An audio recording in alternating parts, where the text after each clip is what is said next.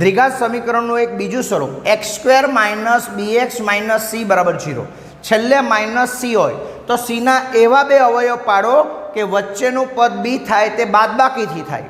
જેમ કે ઉદાહરણ તરીકે x² - 2x - 15 = 0 તો 15ના એવા બે અવયવ પાડો કે જેમનો બાદબાકી કરવાથી 2 થાય। તો આપણને ખબર 5 તારી 15 5માંથી 3 જાય તો 2 પણ એ 2 કેવા છે માઇનસ તો આને માઇનસ રાખો ને આને પ્લસ રાખો એક એક x આપી દો તો આપણા અવયવ આવી ગયા।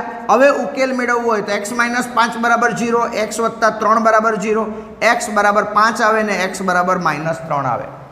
કેટલું સિમ્પલ છે દ્વિઘાત સમીકરણ। આવી રીતના ચારે ચાર દ્વિઘાત સમીકરણના સ્વરૂપ બતાવ્યા છે।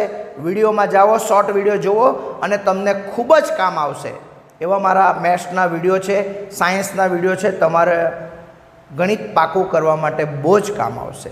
Okay, bye bye.